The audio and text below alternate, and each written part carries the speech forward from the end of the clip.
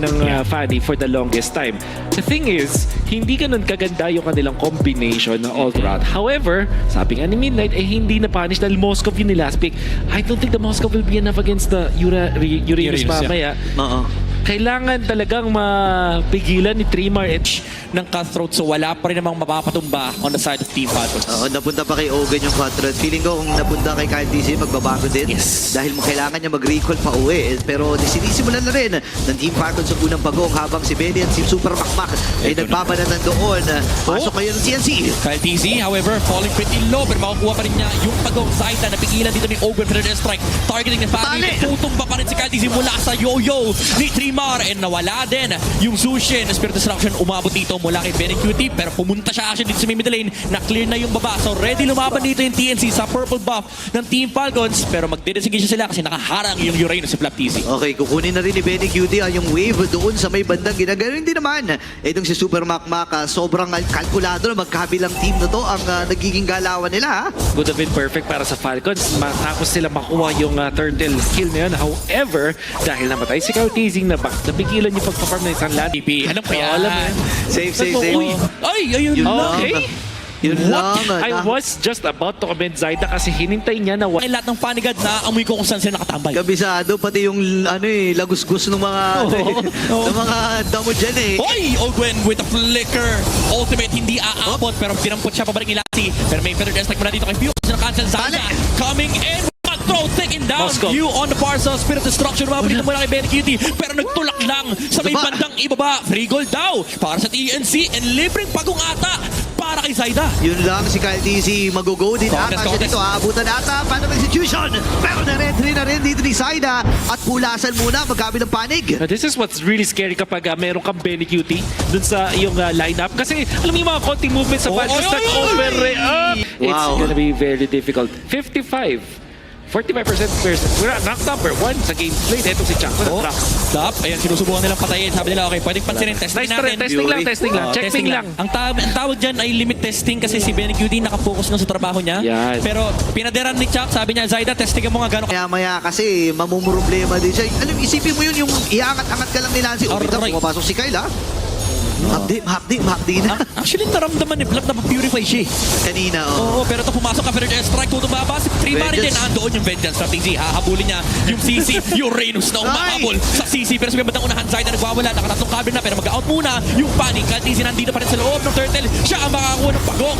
Flap TC still in the front lines here of Team Falcons. Flicker out na kay Chakto, pero nandoon na yung pagtahin ni Kyle TC. And binarel ng bala ni Super Marco ang Grok ni Chakto. Men, habang nangyayari yun, binabagyo na ni Benny yung ibaba. Umuulan ng mga tor dito. Spirit Destruction na harangan. Yung Ruby pa yung tinamaan. Pero strike mula dito kay Benny Cutie. Alam niya yan. Step mula kay Benny Cutie. Dash out with the flicker. Planado na. Kumbaga, alam niya na parang sa chess, meron siya na makaset up na moves. Nakakuha siya ng Torre dun sa bottom lane. Halos makakuha ng orange buff. Nag-abang ng kanyang ng Farsa, tapos nakapag-out with the Spear of the Destruction. However, Falcons, ang crucial nung pagkuha nila. Gupit po yan. Taper fade. Uso kasi nag-trend din at one point Oo nga Alam mo pala. si Jackto nag-taper fade din Talaga ba? May taper fade era siya? May taper fade, parang may naalala ko pero ito, susubukan nilang tampisin din yung gilid ni Flap TC. Actually, likuran, harapan na. Kasi may pang-counter set si Owen dito. Hinila yung tatlo ng TNC. Pero may Spirit Destruction mula kay Benny Cutie. Ito mo ba na? Super Mario sa kay Zaida. Sipat mula sa bagyo. Tumitip ka na ang TNC rito. Flap TC, doon sa unahan, pero mabubuhay pa rin yung Moskov ni Benny Cutie. Double kill para kay Zaida sa may bandang likuran ng Team Falcons. After an amazing start on that team fight, binagyo sila ni Benny. Apat ang tumumba para sa Team Falcons. Napakagandang pagbawi mula sa TNC. And with Falcons all in dun sa team fight na yun, nakakuha lang sila ng dalawa. Zaida as well as Benny Cutie. Yung Tukan dito si Flap TC, i-regen lang naman yan mamaya. Trimar with the yo-yos, however, Chakto nag-aharap ng magandang setup. Owen dito, yung lantern ni Lancy may problema. Spear of Destruction, pinang-check ng bush. Parang makataan si Zaida. ibang level. Alam nila, Katizi, sa may bandang gitna ng Lord, naipit siya rito. Sino makakuha ng red tree? Still! Kyle TZ! Pero lumalabang pati yan si Tecton! Mula kay Jacknu sa bandang likuran. Nawala yung gilid dito ng Team Falcons. Oakland falling down. Wala na silang sagot dito kay Zaida. Pero wala rin namang energy. Napakakunat pa pa rin ni Flap TZ, pero rekta trabaho ang TNC. Men, namatayan ng isa dito ang Team Falcons pero ang Lord ay napatungo dito sa Falcons din. Eh kung titignan natin para sa Infinix in-game equipment, eh unti-unti na rin pumuponda defensive item as well para kay Zaida dito. Brute force. Control of the map and the game. Actually, medyo malaking factor pa rin pala yung Uranus, no? Kasi sinasalo niya lahat nung frontline dito ng TNC, si Dreamal, at si Lancy. Now, sa may bandang Aray. gitna, dito sa may middle lane, conceal mula sa Conceal. Team Falcons. Nasa likuran pa rin naman si Super Marco. Wala pang engage nangyayari for TNC, pero tumatakbo na ang Team Falcons. Remember, may flicker dito. Si Chakto, inabad, tinampot si Flap TZ. Kaso medyo makunat yung natapos. Ay! Tectonic My charge goodness. with the flicker. Spirit Destruction, tumama sa bandang likuran. Si Kyle TZ, tumatakbo, pero tutumba na si Super Marco. Nanlalaban pa dito. Yung Uranus si Flap TZ. Pinatay yung bagyo. Pero si Pew, sa may bandang unahan, nakikipaglaro din sa mga yoyo ni Timar. Grabe, nag-alata ka agura to si Flap, si Pew. Flicker in sa gitna ng TNC. Kaya nga eh. Na-aurahan yung mga TNC. Kala ko min ano siya yung flicker feathered airstrike. Oo. Flicker second skill. Flicker Curse of grabe. Ibang klase. Saida, wala nang buhay si Open dito. Pero naabot pa rin ang mga kable ng TNC. Kyle TZ pumasok sa Phantom Execution. Labas, feathered airstrike mula kay Pew. Pero Lancy sa may bandang unahan. May Crimson Beacon. Wala na palang Crimson Beacon to, pero wala nang pantakas. Yung Zujin, Flap Si TZ, Flap. makunat ako. Pero wala makunat sa apat. Sabi ni Saida. Pero Kaya! pinapataray na ng Flap TZ. Ay! Kaya kong i-regen yan. Pero distraction hindi tatama. Jack to the mighty swing. Yung mga bala ng Super Marco dito tatama sa bato. At tutumba na si Jack Nu. Oh my gosh, tanggal ang kunat dito ni Jack Mamba. Hindi tumama si Bat para dito kay Benny Cutie. Magbabago sana itsura noon. Pero magugulo rin ha, Zaida. Petri! Nakuha pa rin ni Nakuha niya. Zaida, Nakuha men. niya. May pagbili pa ng Queen's Wings Wave. May Marco. habang lumilipat. Super Marco, however, nasa harap ni Zaida. Kitang-kita na nila si Super Marco. Wala sa flicker, pero si Benny Cutie. Tanggal ang bagyo.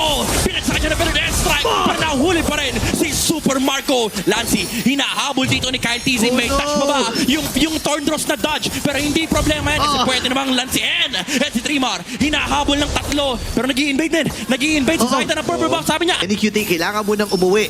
Pero si Trimar, hinahawakan na to. Nag-clear na rin ang Team Falcons para nakaflow sa kanila sa gitna. Kompleto yung mga battle spell ng TNC. Kulang lang ng flicker kay Ogwen. Pero nauunang dumapensa rito ang TNC sa may bandang gitna. Wala pang humahawak ng Lord. Nag-aamuyan lang sila ng information. May gusto pa lang din sabihin about sa Falcons. Dito with TNC's draft na Zushin lang yung damage, yung magic damage output. Hindi na nila kailangan ng defensive items ng MR. Oo. Nag-silent strobe na lang sila. Hindi na nila kinumpleto. Dalawa yung heroes dito ng Falcons na yun lang yung kinailangan.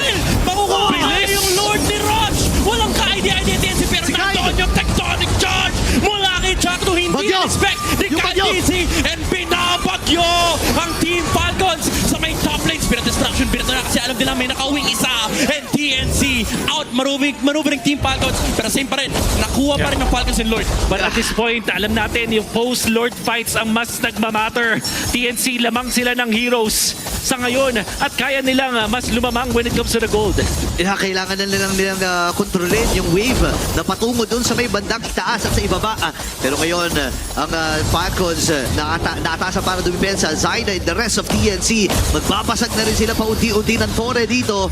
Pero mapipigilan naman nila yung pagbulusok ng Phoenix Army. Yeah, makakadepensa pa naman sila. Hindi pa naman totally buo yung bagyo dito ng TNC. Kaya pang mag-manage ng waves dito ng Team Falcons.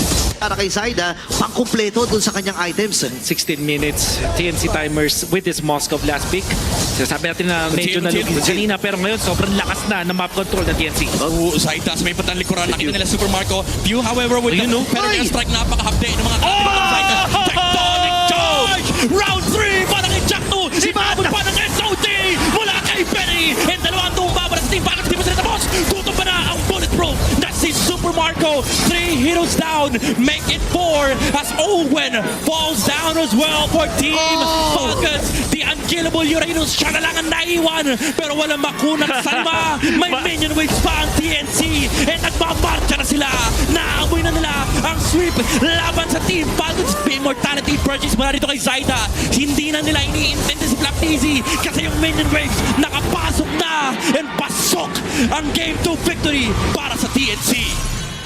Ladies and gentlemen, TNC Pro Team. Wow! wawalisin ang Team Falcons.